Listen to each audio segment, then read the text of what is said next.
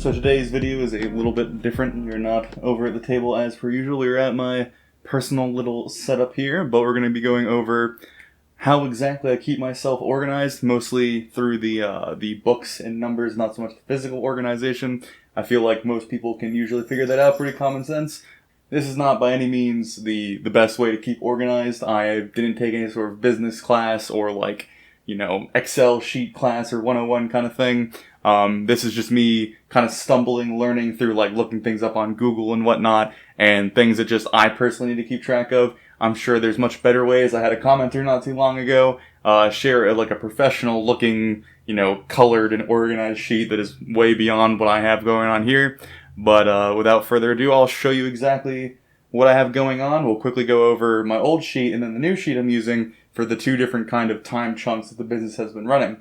So for the first 6 months of the business, this was the sheet that I worked off of. It went through a few different changes. For the most part, this is what it was for the length of those 6 months.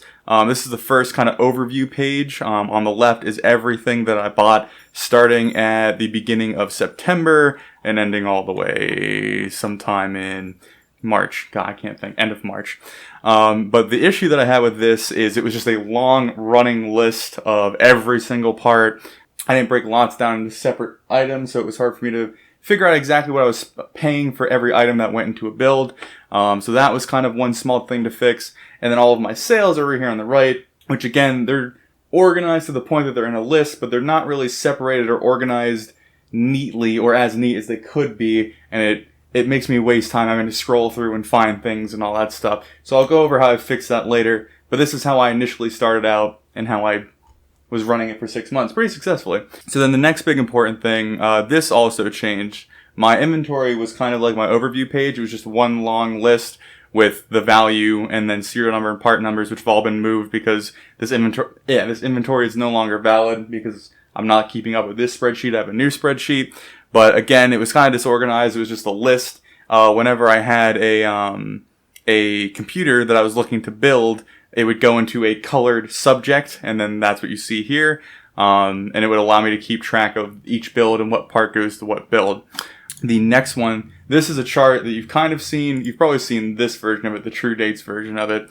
But this is where that data is drawn from. On the left is every single day that I had a transaction, whether it was just buying or just selling or buying and selling on the same day, and then where profits were overall with each transaction. And so basically it just takes the sum of the day and yesterday and adds to it and just keeps a running tally of where the profit is for the business. And I like looking at the little graph.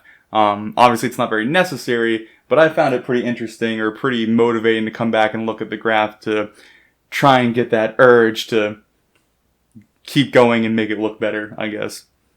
Then the True Dates tab, this is one my cousin actually helped me with.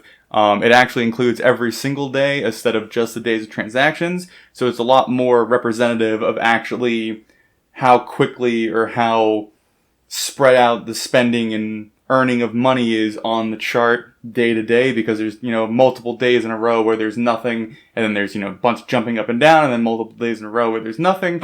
It allowed me to see where there was long periods of me not buying or selling anything, and then I can address why that was or how to fix it or improve it. And it's just, knowledge helps solve problems.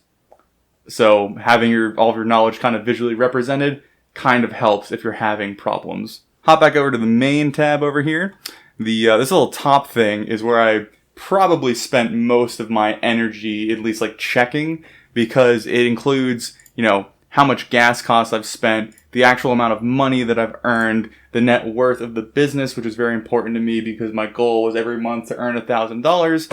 So having that as a number that's represented, and all of these are connected by formulas, so they grab numbers from other tabs or different parts of the spreadsheet so that it's, automatically updated whenever something else is put in. If another true date or another fixed is put in, they're all kind of interconnected and they connect to the other, and then you eventually get your end result over here on the main page.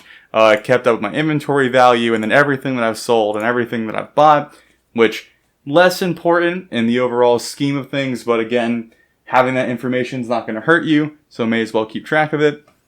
So that was my first 6 months, and I was just kind of doing a brief overview to see what my first attempt looked like. My second attempt isn't that much different, but it's kind of a bit cleaner. There's a lot less information in it because I've only been going about 15, 20 days right now. But we'll hop over to the new page. So this one has like a dedicated overview page. There's a few little notes down here that I probably should have taken out, but they're there for whatever reason. Right off the bat, you can see the profit by day. This is the one that includes the no transaction days. So this is right in your face when you first open it up, which is one of the spreadsheets that I looked at most of the time anyway. So having it on the front page is kind of nice. It has the same, profit, gas costs, net worth that I had in the beginning, or in the first sheet.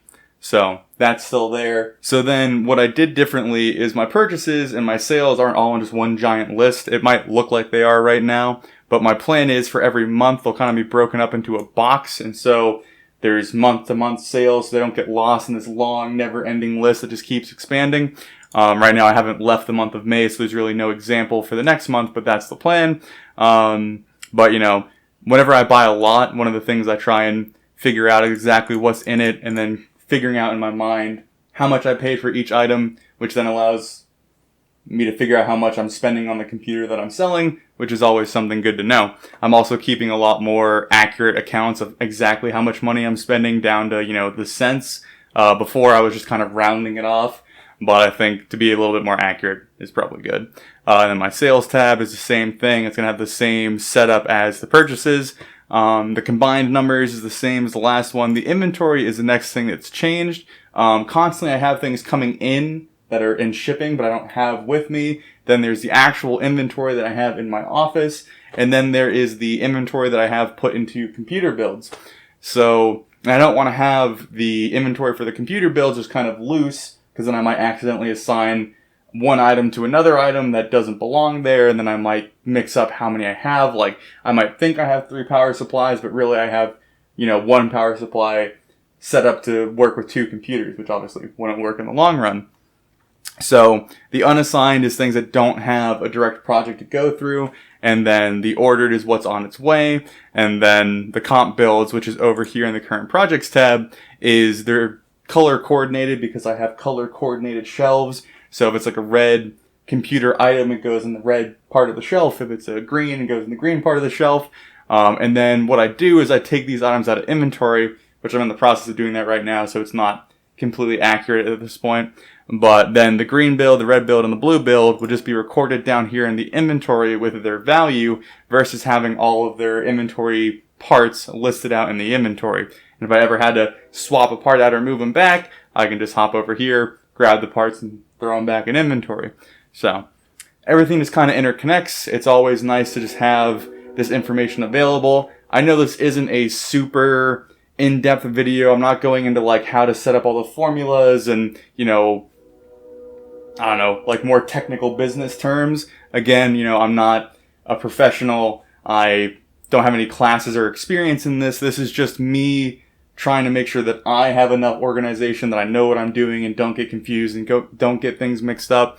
I'm sure there'll be more questions about this, so if you have a question, feel free to ask me. Also, if you have any sort of like tips that, you could point out to help improve something, make it a little bit easier to, work with, then I'm always happy to have some advice thrown my way. Whether or not I take it is a whole other story. But, everyone's been asking how I keep up with my business and my items and all that kind of stuff. And I just thought a little quick glimpse into how I do it would answer the majority of those questions. So that's really all I have. It's not a very long video, unlike all of my other videos, but I feel like that's pretty good because a lot of my videos are 20 minutes plus, which is a little long for even me. So that's that. So if you like that I'm almost organized and I'm not completely running around catching everything on fire, then hit that like button. If you think that I am failing miserably at staying organized and I talk way too much, then feel free to hit that dislike button. And if you want to see this beautiful graph go up and up and the profits soar, then hit that subscribe button and I will try and make that happen, because I feel like I have a lot more vested interest in making that happen than you do. Without further ado, that's about it. So have a good day.